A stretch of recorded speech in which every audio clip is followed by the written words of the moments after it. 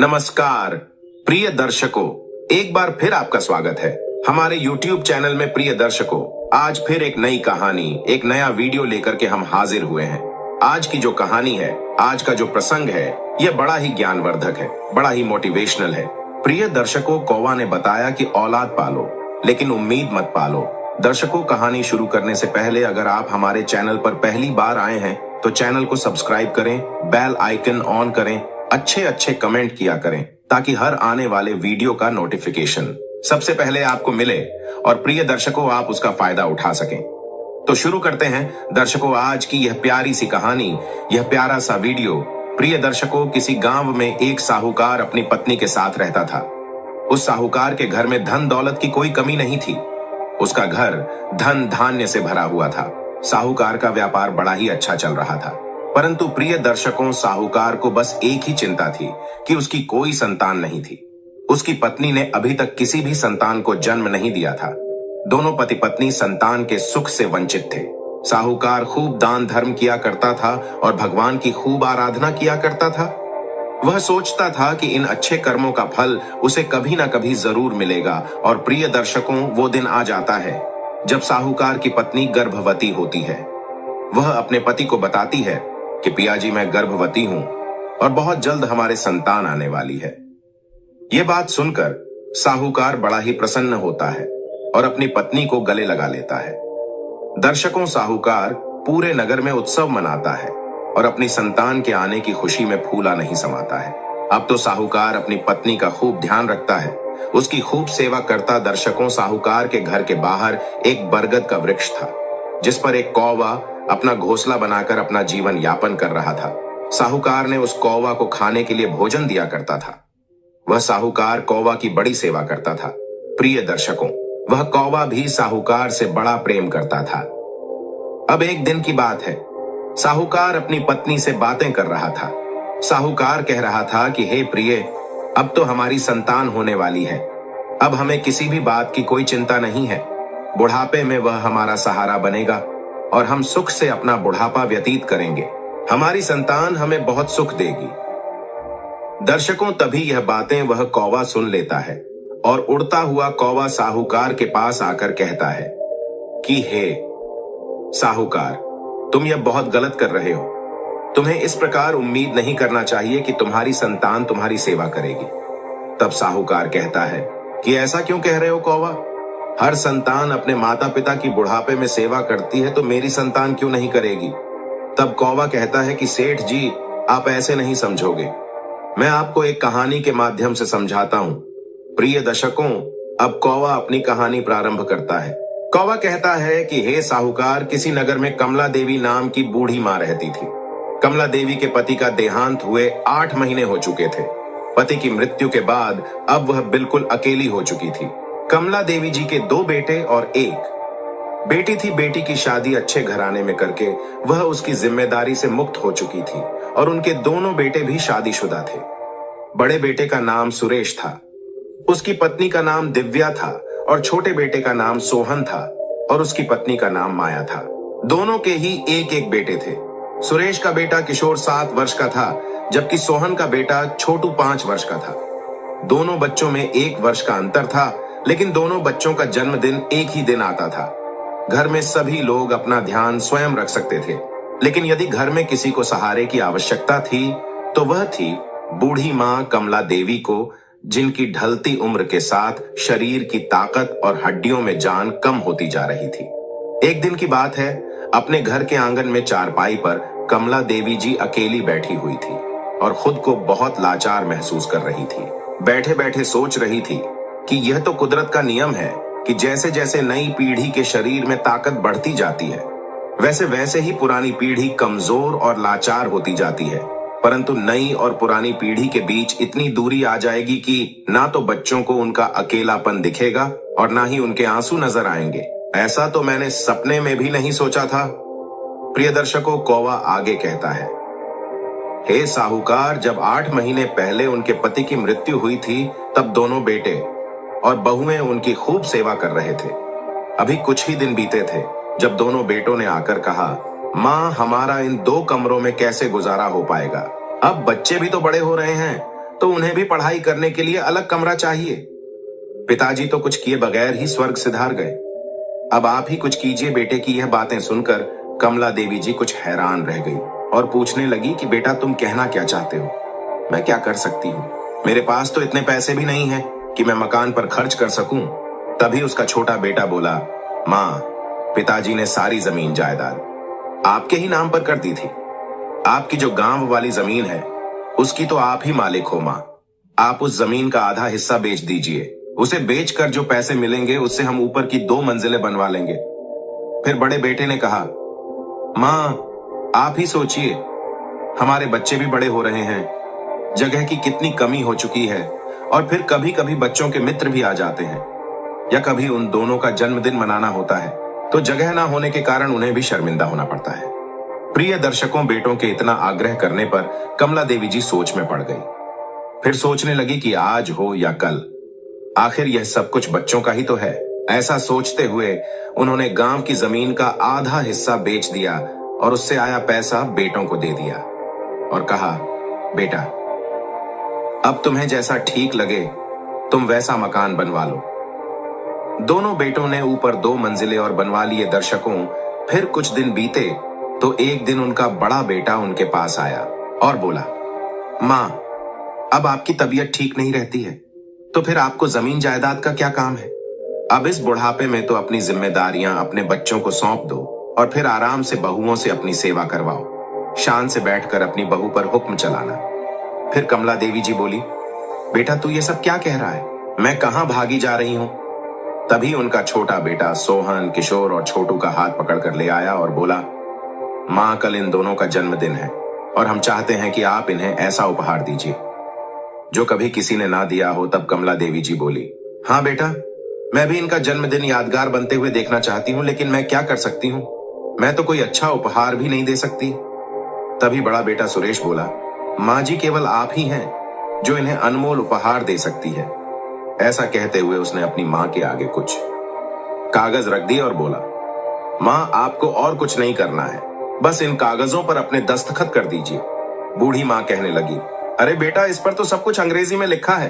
तुम्हारे पिताजी हमेशा कहा करते थे कि दस्तखत करने से पहले कागजों को पढ़ लेना चाहिए क्योंकि धोखाधड़ी हो सकती है, लेकिन यह बात तो पराये लोगों के साथ लागू होती है। यहां मुझसे कौन धोखा करेगा? ऐसा कहते हुए उन्होंने कागजों पर दस्तखत कर दिए। लेकिन जैसे ही उन्होंने दस्तखत किए तो उनके मन में ख्याल आया कि पूछना तो चाहिए कि यह कागज किस चीज के हैं। और जब उन्होंने पूछा तो उनका बड़ा बेटा मुस्कुराते हुए बोला, माँ इस पर यह लिखा है कि आप अपने गांव वाली सारी जमीन हमारे नाम पर कर रही है।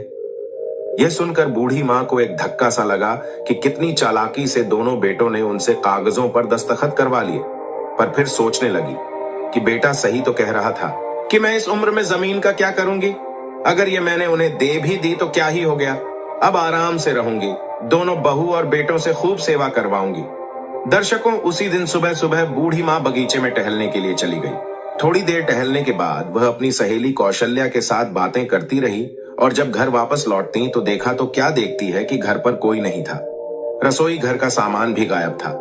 एक पल के लिए तो वह घबरा गई और बच्चों को आवाज देने लगी तो इतने में बड़ी बहू ऊपर से चिल्लाई, क्या हुआ माँ जी, इतना क्यों चिल्ला रही हो?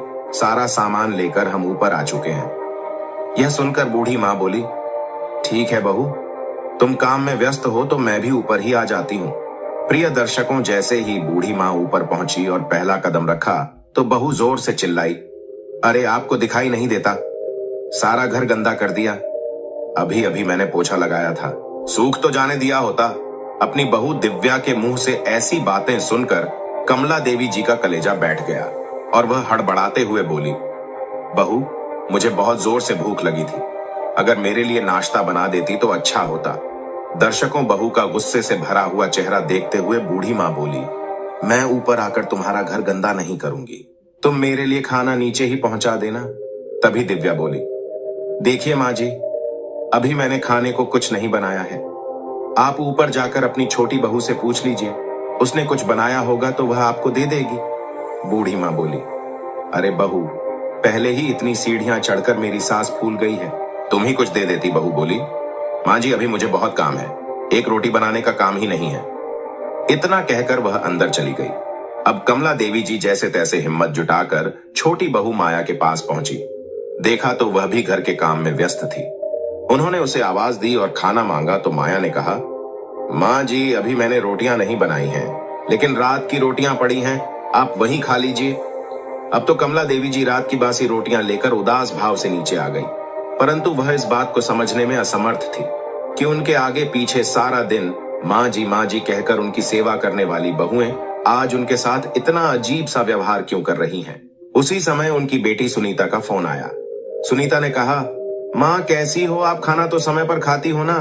तो कमला देवी बोली, बेटा मैं बिल्कुल ठीक हूँ, तेरे दोनों भाइयों और भाभियों ने तो मुझे सराखों पर बैठा रखा है, तो मेरी चिंता मत किया कर, तेरी भाभी गर्म गर्म खाना परोस कर गई है, अभी मैं खाना खा रही हूँ, बाद में बात करती हूँ। ऐसा कहती हुई बूढ़ी माँ की आंखें भर आईं और वह रोने लगी। वह अपनी बेटी का दिल दुखाना नहीं चाहती थी, इसलिए तुरंत फोन काट दिया और बेमन से वही बासी रोटियां खाते हुए उन्होंने मन ही मन सोचा कि आज मैं अपने दोनों बेटे सुरेश और सोहन से इस विषय में बात करूंगी। दर्शकों, इधर अब दोपहर बीतने को था और वह बूढ़ी माँ अभी तक दोपहर के खाने का इंतजार कर रही थी। जब कोई खाना लेकर नहीं आया तो थककर उन्होंने आवाज लगाई, बहू मुझे भूख लगी है, खाना तो दे दो, परंतु किसी का कोई जवाब नहीं आया। थोड़ी देर बाद उन्होंने फिर से आवाज लगाई। 3-4 बार आवाज लगाने पर भी जब कोई नहीं आया तो थक हार कर वह फिर से ऊपर गई तो बड़ी बहू दिव्या ने नाक मुंह बनाते हुए 2 रोटी और सब्जी एक कागज में डालकर ऐसे रख दी जैसे किसी भिखारी को खाना दिया हो।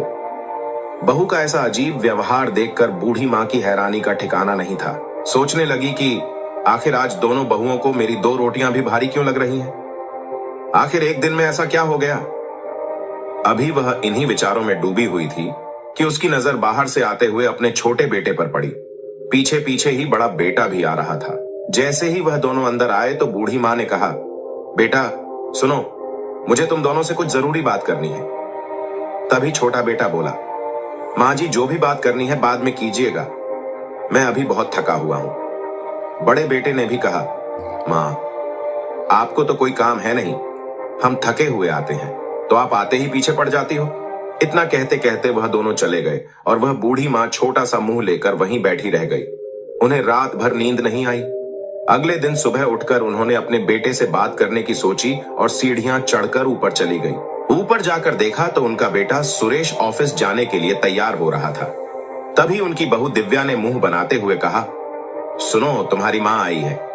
बूढ़ी माँ यह सुनकर हैरान रह गई और बोली, ये क्या बात हुई? बहू क्या मैं तुम्हारी कुछ नहीं लगती हूं?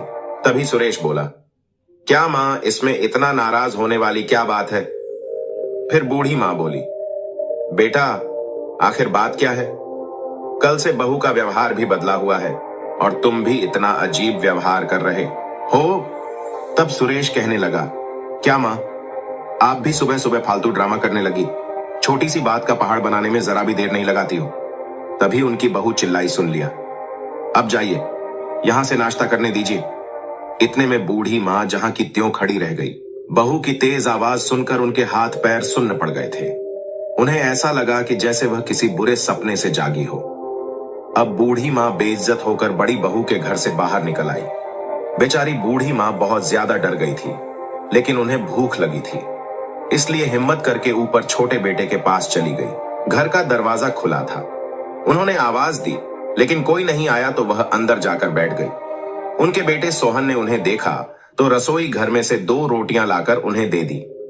अभी बूढ़ी माँ ने पहला टुकड़ा मुंह में डाला ही था कि इतने में छोटी बहू कमरे से बाहर आई और बोली, माँ जी आप यहाँ कैसे? अपनी बहू के इस सवाल को सुनकर उनकी आंखें भर आईं। बूढ़ी माँ बोली, यहाँ कैसे मतलब? आज दिव्या बहू ने भी मुझे कह दिया है कि यहाँ मत आया करो, और अब तुम भी ऐसी बात करोगी तो मैं कहाँ जाऊंगी? अपनी माँ की यह बात सुनकर सोहन ने उन्हें कहा, माँ आप पहले खाना खा लीजिए, फिर बात कर लेना। सोहन को अपनी माँ के साथ नरमी से बात करते देख छोटी बहू माया उसे गुस्से से देखने लगी, लेकिन उस समय कुछ नहीं कहा। अब रोटी खाकर बूढ़ी माँ वापस नीचे अपने कमरे में चली गई। इधर अगले दिन जब उन्होंने अपने बड़े बेटे सुरेश से दवाइयां लाने को कहा तो बड़ी बहू दिव्या ने स्पष्ट जवाब दे दिया कि हमसे अपने खर्चे तो पूरे नहीं होते, तो आपके खर्चे कैसे उठाएं?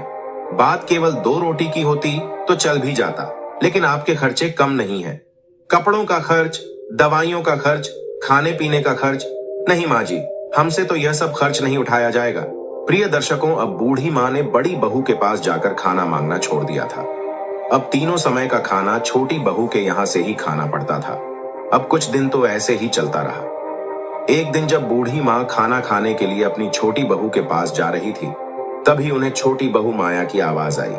वह अपने पति से झगड़ रही थी। बूढ़ी माँ ने जब ध्यान से सुना तो वह कह रही थी कि बड़े भैया और बड़ी भाभी से कुछ सीखो। उन्होंने तो अपना पल्ला झाड़ लिया और आपकी माँ को हमारे माथे मढ़ दिया।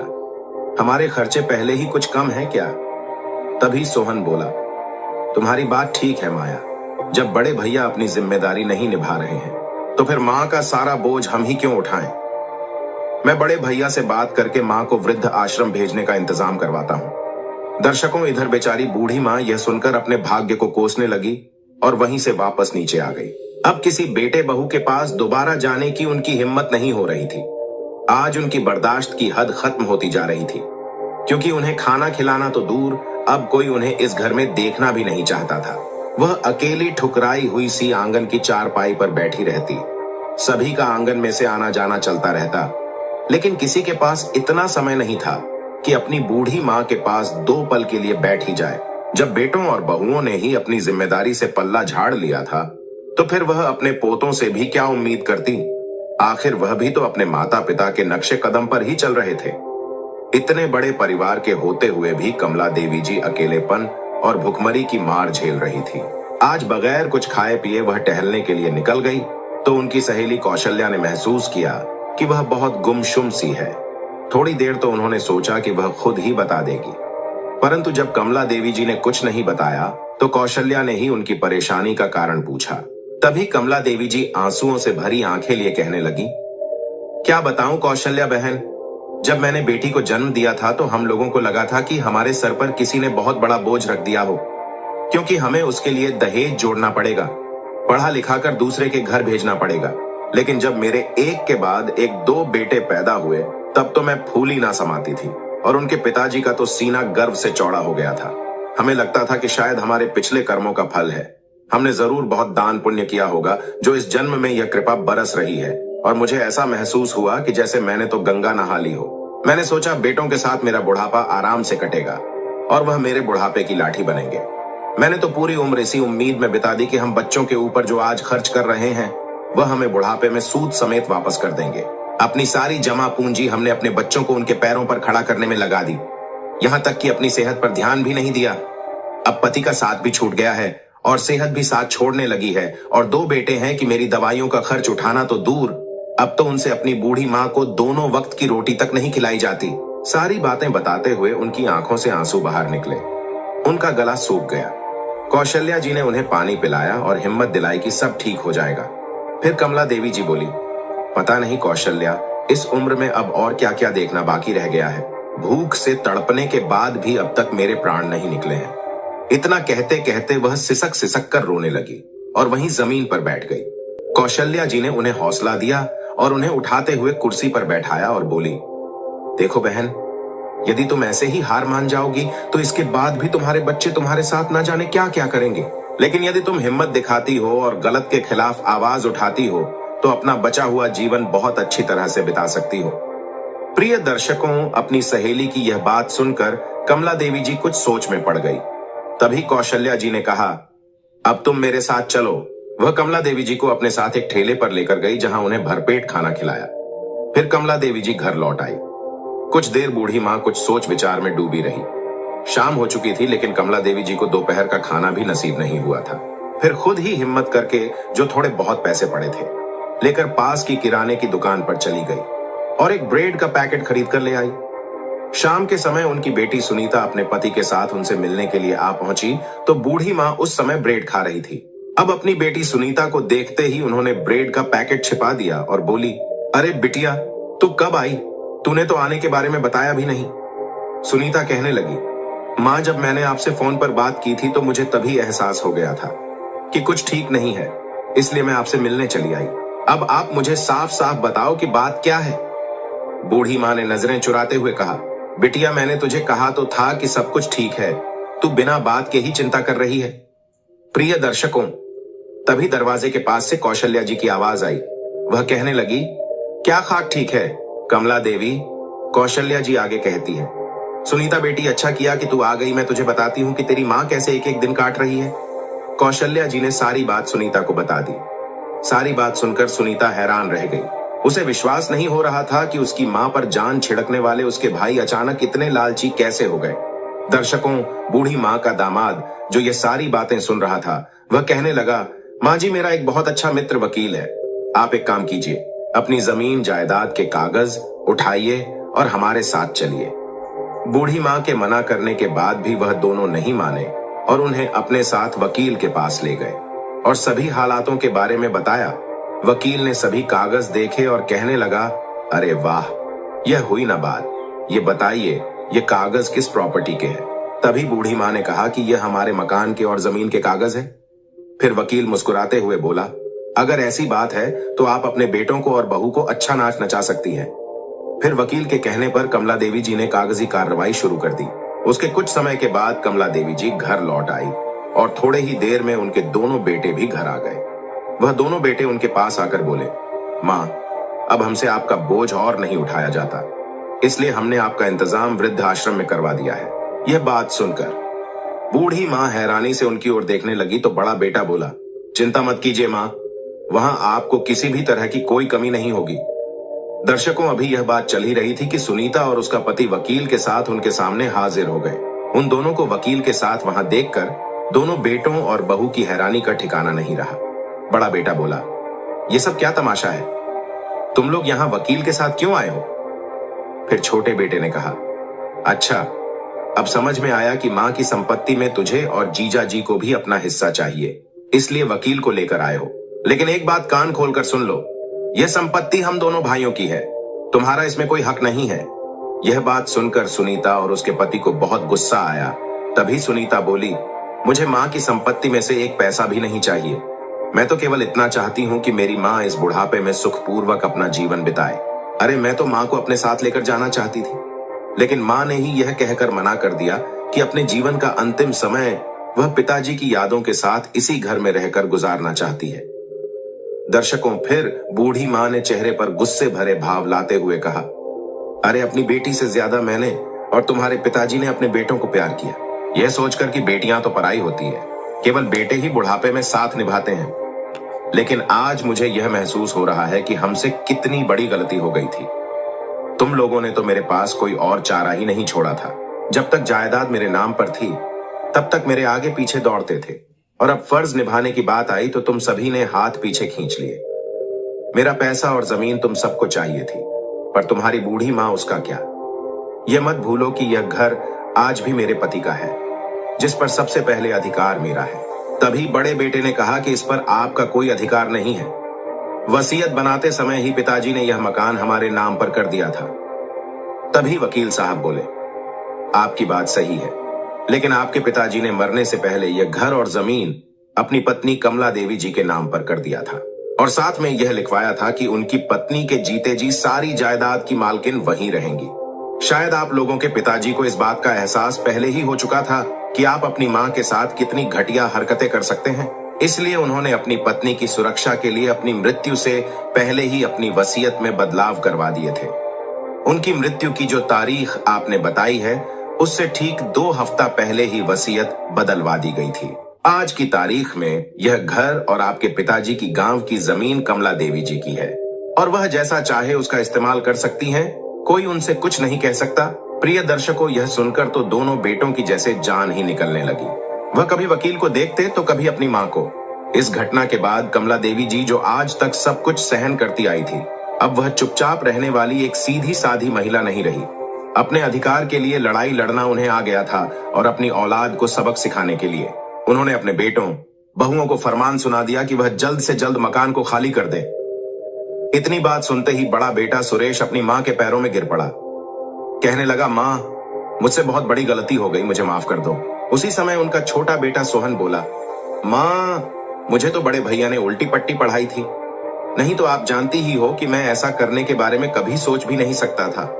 फिर कमला देवी जी बोली, कि मुझे धुत करने से पहले तुमने इतना तक नहीं सोचा कि इस उम्र में हमारी माँ कहाँ जाएगी, अकेली कैसे रहेंगी, फिर मैं तुम्हारे बारे में क्यों सोचूं।